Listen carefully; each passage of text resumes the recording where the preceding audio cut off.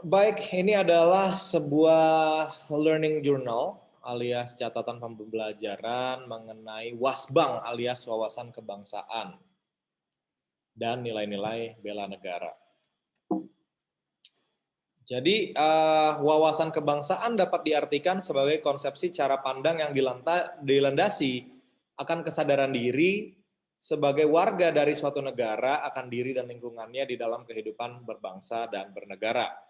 Profesor Muladi, Gubernur Lembaga Ketahanan Nasional, Gubernur Lemhanas RI menyampaikan bahwa wawasan kebangsaan adalah cara pandang bangsa Indonesia mengenai diri dan lingkungannya, mengutamakan kesatuan dan persatuan wilayah dalam penyelenggaraan kehidupan bermasyarakat, berbangsa, dan bernegara. Jadi sebuah negara itu, sebuah bangsa itu akan sangat mudah diporak-porandakan, dipecah belah, lalu diserang apabila tidak ada kesatuan. Dan ketidaksatuan itu sangat mudah untuk timbul apabila tiap-tiap individu dari warga negara tersebut tidak memahami bangsanya sendiri, tidak tahu wawasan kebangsaannya sendiri.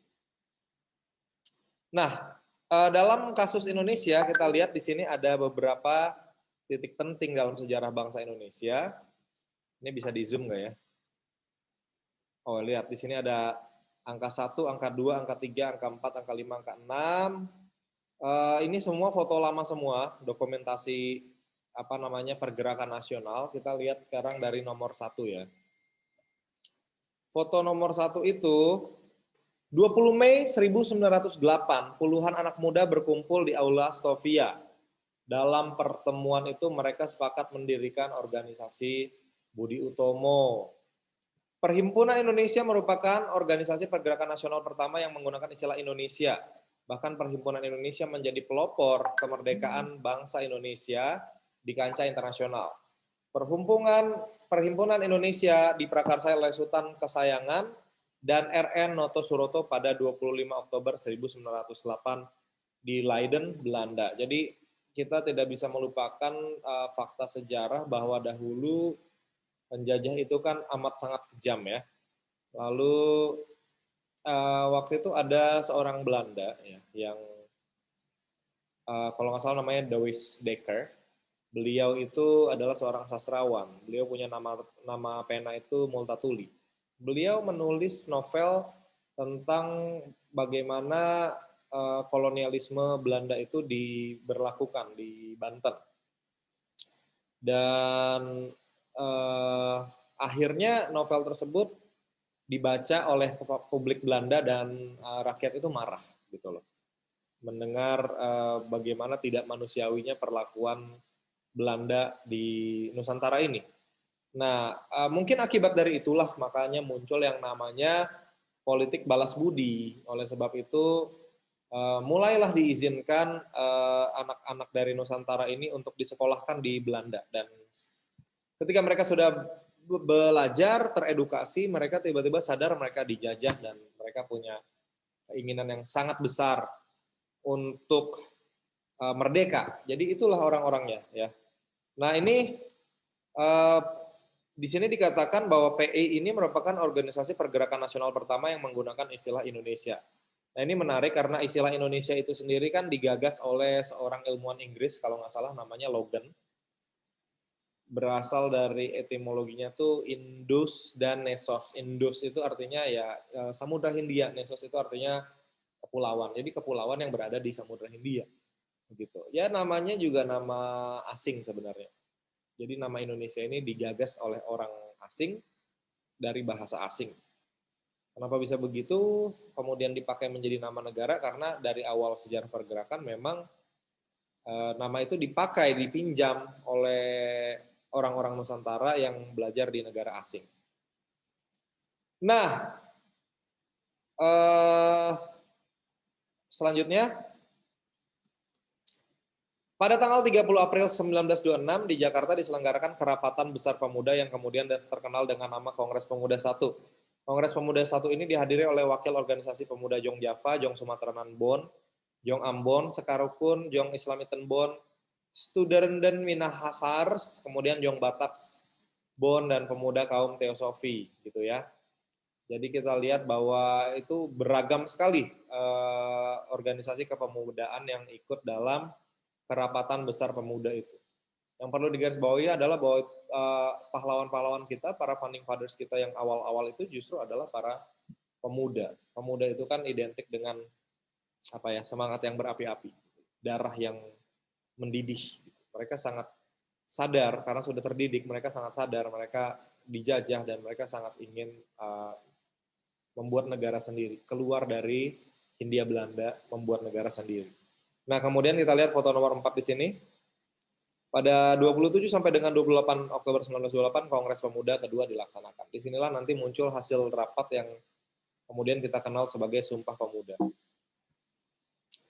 Nah, pada 1 Maret 1945 dalam situasi krisis, Letnan Jenderal Kumakichi Harada, pimpinan pemerintah pendudukan Jepang di Jawa, mengumumkan pembentukan Badan Penyelidik Usaha-Usaha Persiapan Kemerdekaan Indonesia atau BPUPKI. Kita lihat ini ya, Jepang itu dulu kan cari muka sama Indonesia, mereka mengaku saudara tua lah, saudara sesama Asia, dan mereka merasa berjasa telah mengusir menghentikan penjajahan Belanda gitu ya. Tapi sebenarnya dalam pada itu mereka juga menggerogoti sumber daya alam Indonesia untuk membiayai perang mereka, perang Asia Pasifik itu ya, Jepang melawan Sekutu.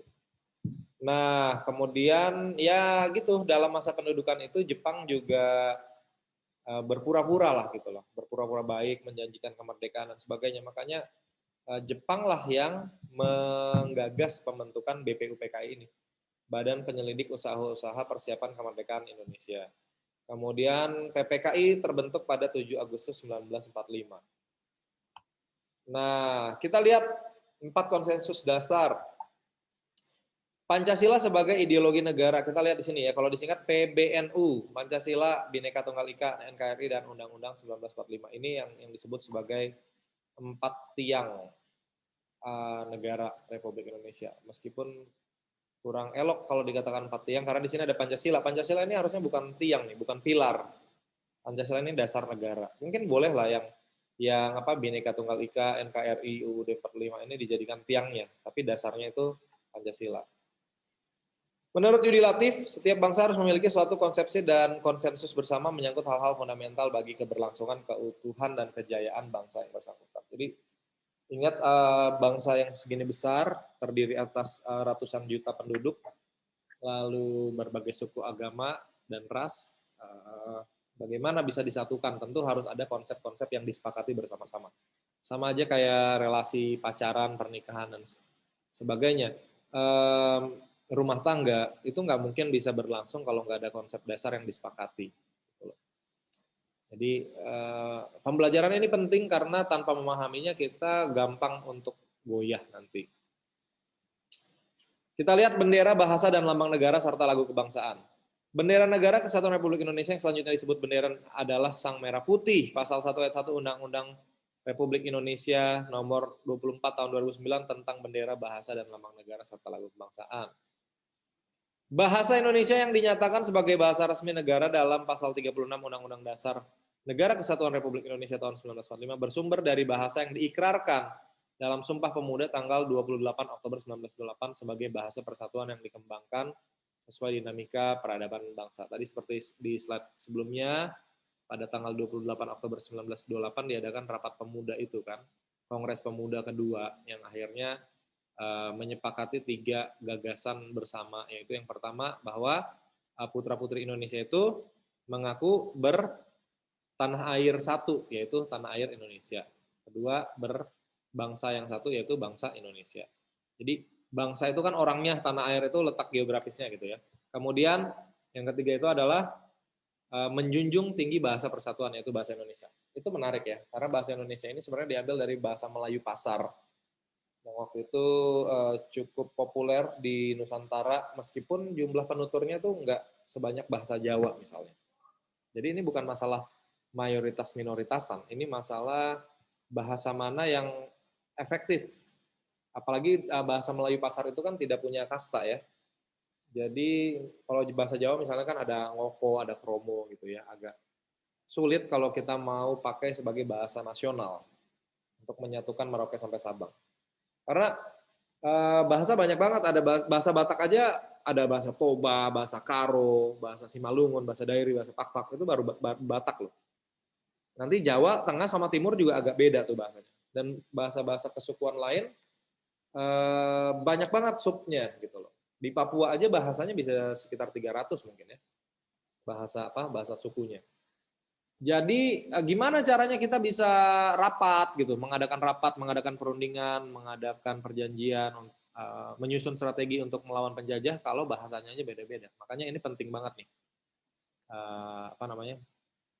Kesepakatan pada 28 Oktober 1928 tentang salah satunya tentang bahasa yang dijunjung tinggi sebagai bahasa persatuan, yaitu bahasa Indonesia. Sejak itu disepakati pada 1928, somehow 17 tahun kemudian, yaitu tahun 45, terjadilah proklamasi kemerdekaan. Lambang Negara Kesatuan Republik Indonesia adalah berbentuk Garuda Pancasila yang kepalanya menoleh lurus ke sebelah kanan, perisai berupa jantung yang digantung dengan rantai pada leher Garuda, dan semboyan Bhinneka Tunggal Ika ditulis di atas pita yang dicengkram oleh Garuda. Nah, ini menarik karena Garuda adalah tokoh dalam mitos pewayangan ya. Kita ingat dulu ya di Nusantara ini kan agama yang paling banyak dianut itu kan Hindu-Buddha. Makanya epos seperti Ramayana itu dikenal luas sekali di kalangan masyarakat, dan salah satu tokohnya yaitu Garuda ini bisa dijadikan lambang negara Indonesia. Lagu kebangsaan adalah Indonesia Raya yang digubah oleh Wage Rudolf Supratman. Nah, kita lihat sekarang manajemen pemerintahan negara. Ini kan tertulis di pembukaan Undang-Undang Dasar ya, bahwa negara Indonesia, cita-cita atau tujuan nasional kita adalah negara Indonesia yang merdeka, bersatu, berdaulat, adil, dan makmur. Ada 5 nih berarti ya. Merdeka dulu baru bisa bersatu. Bersatu dulu baru merdeka. Nah, pokoknya merdeka, bersatu, berdaulat, adil, dan makmur. Ini menarik sekali nih, kalau kita lihat ya. Kita bisa uji lah apakah tujuan nasional ini sudah tercapai. Merdeka ya secara normatif sudahlah, kita tidak dijajah lagi oleh Belanda, Jepang, Inggris, Portugal, dan lain-lain ya. Tapi apakah kita merdeka secara finansial? Kita masih banyak hutang misalnya pada IMF, Bank Dunia, dan berbagai negara. Apakah kita sudah merdeka secara kebudayaan? Ataukah kita masih didikte oleh kebudayaan Barat dan sebagainya? Apakah kita sudah bersatu? Apakah masih ada orang-orang yang bergejolak seperti RMS atau OPM atau GAM dan sebagainya? Dan apa sebab dari semua itu gitu loh, dan bagaimana cara kita menanggapinya? Apakah kita sudah berdaulat? Apakah kita sudah adil? Ini pertanyaan-pertanyaan yang menarik. Dan apakah kita sudah makmur? Sepertinya di jalan raya juga masih banyak yang kita lihat orang miskin ya, yang tidak bisa punya rumah, tidak bisa punya pekerjaan dan sebagainya. Ada masalah sebenarnya di sini. Jadi bisa dibilang cita-cita atau tujuan nasional kita ini masih harus terus kita gapai bersama. Nah, kita lihat tugas nasional melindungi segenap bangsa dan tumpah darah Indonesia, memajukan kesejahteraan umum, mencerdaskan kehidupan bangsa, ikut melaksanakan ketertiban dunia. Apakah tugas nasional ini juga sudah kita laksanakan dengan baik dan benar? Itu bisa diuji sebenarnya. Melindungi misalnya, kalau kita mau bilang melindungi, kita ambil contoh kasus yang terakhir COVID-19. Sebenarnya melindungi ini bisa diimplementasikan dengan menutup perbatasan. Jadi menutup moda transportasi penumpang massal komersil pada Februari 2019, maka itu virus nggak bisa masuk ke Indonesia. Ya, jadi kita agak lalai di situ dalam melindungi, sehingga virus itu bisa masuk dan membunuh banyak orang dan membuat banyak orang kehilangan pekerjaan, gitu ya. Kemudian memajukan kesejahteraan umum ini ya bisa dibilang masih banyak juga orang yang tidak sekolah. Ya PR kita banyak sih. Sebenarnya kalau kita mau memajukan kesejahteraan, salah satu kuncinya adalah menggratiskan pendidikan. Jadi supaya orang-orang yang tidak punya dana untuk belajar itu bisa belajar. Kemudian kunci lainnya yang sangat penting sebenarnya adalah jumlah penduduk. Gitu loh. Kita kan punya sebenarnya ya badan Keluarga Berencana Nasional ya, BKKBN. Sepertinya pemerintah untuk saat ini belum terlalu tajam ke arah sana, padahal jumlah penduduk itu sangat perlu dirawat karena ledakan penduduk itu kalau tidak dibarengi dengan kesiapan sumber daya alam, kesiapan pendidikan dan sebagainya. Ya gimana? Manusia bertambah banyak, bayi-bayi lahir, tapi nanti mereka lahirnya di keluarga-keluarga miskin yang akhirnya tidak bisa memberikan mereka gizi yang cukup, pendidikan yang layak, akhirnya muncullah orang-orang miskin baru. Jadi cara terbaik itu sebenarnya kontrasepsi, gitu loh. Bagaimana kontrasepsi ini diberikan secara gratis, cuma-cuma, dapat diakses oleh keluarga miskin, sehingga jumlah penduduk kita tuh bisa ditekan, dan ketika jumlah penduduk bisa ditekan, kesejahteraan itu niscaya bisa lebih mudah untuk didistribusikan. Gitulah ya. Kita lihat fungsi negara di sini ada MPR konstitutif, presiden eksekutif legislatif, DPR legislatif, DPD juga legislatif, BPK auditif, MA yudikatif, MK yudikatif. Nah, sebenarnya kita punya komisi pemberantasan korupsi juga ya. Letaknya itu ada di mana ya?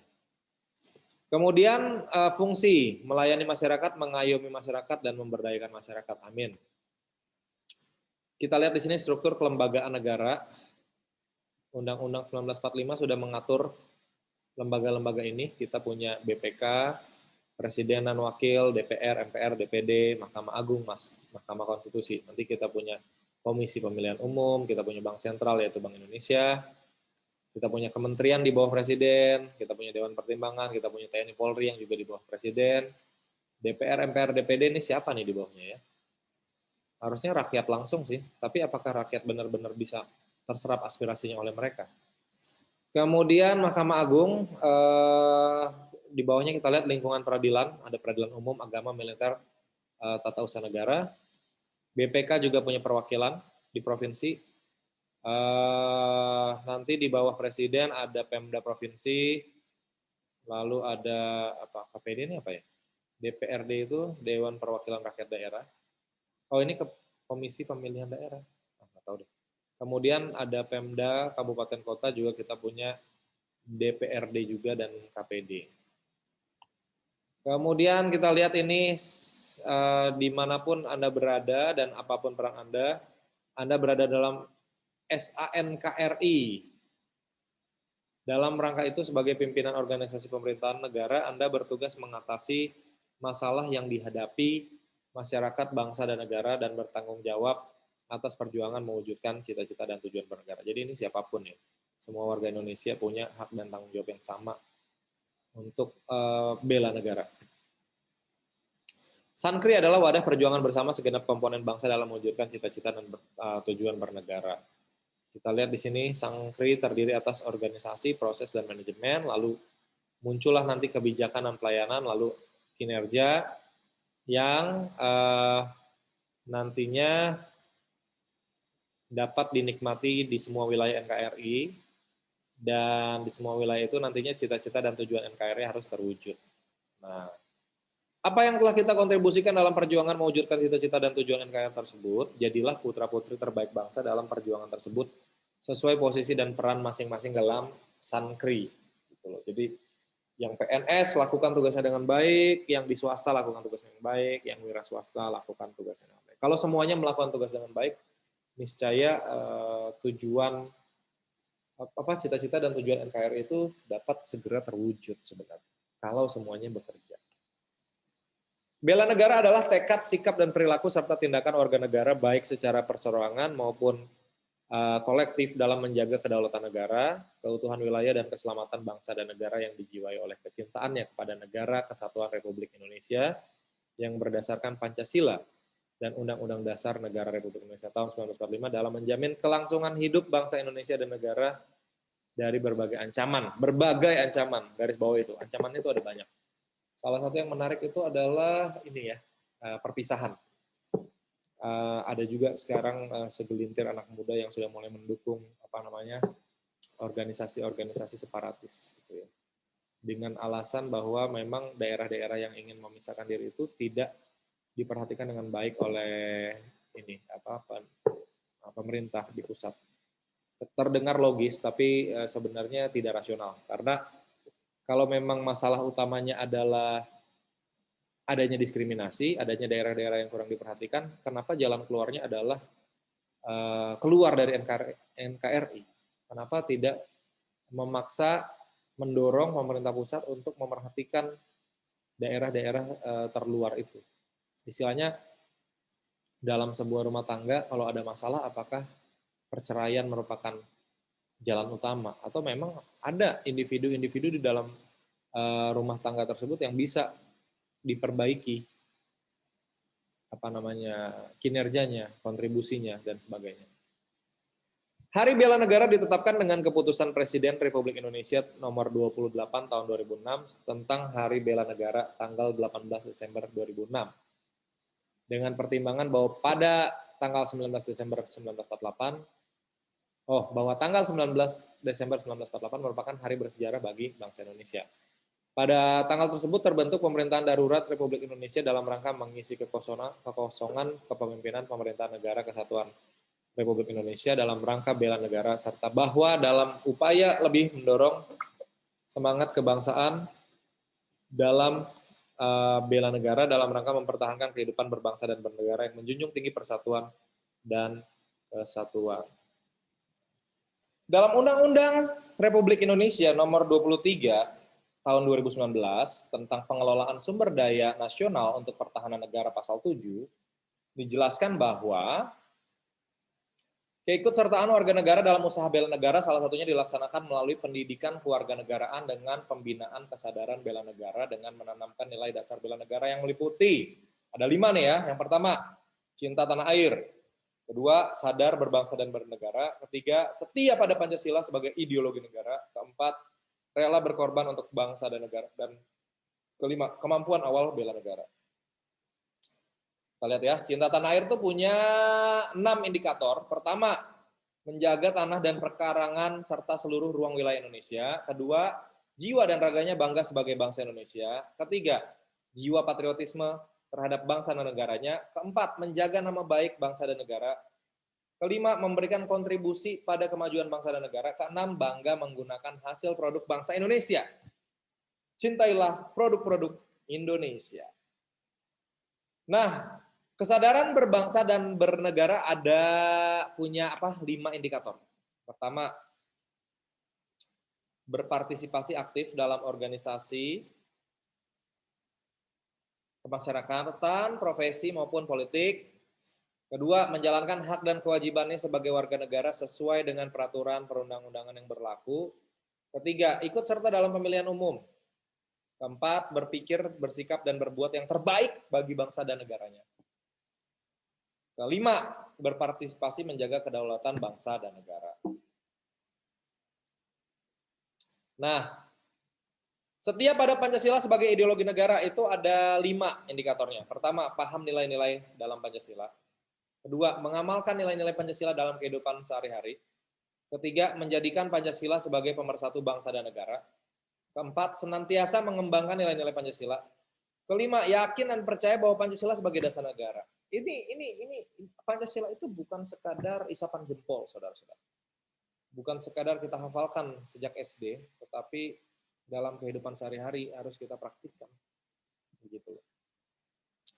Rela berkorban untuk bangsa dan negara, indikatornya ada 5. Pertama, bersedia mengorbankan waktu, tenaga, dan pikirannya untuk kemajuan bangsa dan negara. Kedua, siap membela bangsa dan negara dari berbagai macam ancaman. Berbagai macam ya. Ketiga, berpartisipasi aktif dalam pembangunan masyarakat bangsa dan negara. Keempat, gemar membantu sesama warga negara yang mengalami kesulitan. Kelima, yakin dan percaya bahwa pengorbanan untuk bangsa dan negaranya tidak sia-sia. Kemampuan awal bela negara ada 5 juga nih indikatornya. Yang pertama, memiliki kecerdasan emosional dan spiritual serta intelijensia. Jadi rajin belajar adalah salah satu bentuk dari bela negara. Kedua, senantiasa memelihara jiwa dan raga. Jangan salah, olahraga juga merupakan sikap bela negara. Ketiga, senantiasa bersyukur dan berdoa atas kenikmatan yang telah diberikan Tuhan Yang Maha Esa.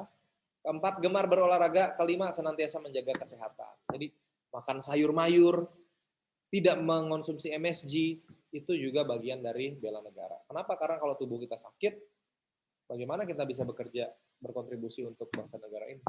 Kalau tiba-tiba kita diserang oleh negara lain, ya mau nggak mau harus ada perlawanan fisik, dan dengan fisik yang lemah kita juga kurang bisa berbuat sesuatu. Nah, kita lihat nih ya, implementasi cinta tanah air yang tadi ya, sadar berbangsa, ini kan nilai-nilai dasar bela negara ya, setia pada Pancasila sebagai ideologi, rela berkorban untuk bangsa dan negara, kemampuan awal bela negara, ini diimplementasikan melalui nilai-nilai dasar ASN. Yang pertama, memegang teguh ideologi Pancasila, setia dan mempertahankan Undang-Undang Dasar Negara Republik Indonesia tahun 1945 serta pemerintahan yang sah, mengabdi kepada negara dan rakyat Indonesia, menjalankan tugas secara profesional dan tidak berpihak, membuat keputusan berdasarkan prinsip keahlian, itu sudah 5 ya. Yang keenam, menciptakan lingkungan kerja yang non-diskriminatif. Yang ketujuh, memelihara dan menjunjung tinggi standar etika yang luhur. Yang kedelapan, mempertanggungjawabkan tindakan dan kinerjanya kepada publik. Nah, ini harus transparan ini. ASN kalau tidak transparan, apa yang sedang Anda sembunyikan? Yang ke-9, memiliki kemampuan dan melaksanakan kebijakan dan program pemerintah. Ke-10, memberikan layanan kepada publik secara jujur, tanggap, cepat, tepat, akurat, berdaya guna, berhasil guna, dan santun.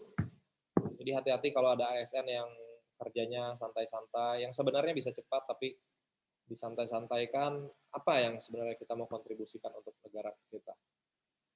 Ke-11, mengutamakan kepemimpinan berkualitas tinggi. Nah, ini coba kita camkan bersama ya. Kepemimpinan berkualitas tinggi. Kita periksalah, apakah semua lembaga negara kita ini dipimpin oleh orang-orang berkualitas tinggi. Atau malah orang-orang titipan. Menghargai komunikasi, konsultasi, dan kerjasama. Itu ke-12 tadi ya. Ke-13, mengutamakan pencapaian hasil dan mendorong kinerja pegawai. 14, mendorong kesetaraan dalam pekerjaan. 15, meningkatkan efektivitas sistem pemerintahan yang demokratis sebagai perangkat sistem karir. Nah, itu lalu nanti berkaitan dengan fungsi ASN, ada 3 tuh, sebagai pelaksana kebijakan publik, pelayan publik, dan perekat dan pemersatu bangsa. Kita evaluasi dulu ya. Yang pertama, menurut Anda apakah urgensi ASN harus berwawasan kebangsaan sehingga menjadi bagian kompetensi ASN?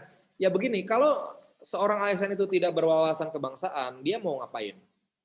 Semua tugas-tugas ASN adalah melayani rakyat Indonesia. Dan tidak boleh serong ke kiri atau serong ke kanan. Nanti kita jadi bersikap diskriminatif. Kita memberikan pelayanan kepada masyarakat berdasarkan apa? Suku misalnya. Karena sama sukunya dengan saya, maka saya layani lebih dulu. Itu kan tidak bisa. Ya kan? Atau agama atau ras dan lain-lain. Akhirnya nanti apa? Bisa timbul ketimpangan. Ketika sudah ada ketimpangan, maka semangat disintegrasi akan membesar. Kita harus rawat bersama-sama. Ya kan? Apalagi nanti kalau ada ASN yang ternyata berideologi lain gitu loh. Ingin mengubah haluan negara, ingin mengubah dasar negara, ingin membuat apa namanya aturan dari agama tertentu untuk diberlakukan kepada semua pemeluk agama lain di Indonesia. Itu kan bahaya. Gitu loh. Nomor 2, uraikan secara singkat sejarah pergerakan kebangsaan Indonesia. Kita ingat aja dari apa namanya, ini deh yang paling menarik, 1908 Hari Kebangkitan Nasional, itu adalah hari lahir dari Budi Utomo. Disitulah semangat kebangsaan Indonesia lahir. Lalu kemudian kita lompat 20 tahun kemudian ke tahun 1928, di mana anak-anak muda mengadakan rapat di Jakarta. Mereka datang dari berbagai provinsi di Nusantara ini. Lalu mereka menyatakan sikap bahwa mereka berbangsa satu. Meskipun beda-beda suku, agama, ras, golongan, mereka merasa satu bangsa. Mereka mempunyai satu tanah air. Dari Merauke sampai Sabang. Dan mereka menjunjung tinggi bahasa persatuan. Nah, itu ya dari 1908 tadi, lompat 1928, kemudian nanti 1945, 17 tahun kemudian, proklamasi kemerdekaan. Itu kalau mau diuraikan secara singkat. Jadi intinya, pergerakan kebangsaan itu dilakukan oleh orang-orang muda, didukung oleh generasi yang tua. Dan intinya adalah kita didorong oleh semangat persatuan. Tanpa persatuan itu, kita nggak bisa menjadi seperti sekarang. Ya kan? Bisa jadi sekarang ada negara Sumatera, negara Kalimantan, kayak gitu-gitu sih. Tapi untuk menjadi satu negara Republik Indonesia, ya para founding fathers kita sudah memberi teladan bersatu. Meninggalkan apa ya, keinginan pribadi, keinginan kelompok demi kepentingan bersama.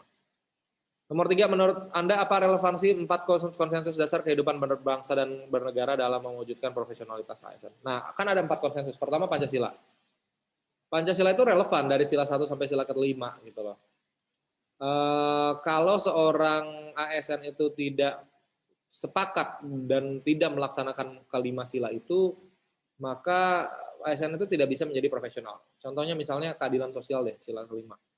Bagaimana seorang ASN bisa menjadi profesional kalau dia tidak pro keadilan. Dia hanya bekerja untuk kepentingan kelompok tertentu gitu ya. Maka kerja-kerjanya nggak akan profesional, diskriminatif gitu.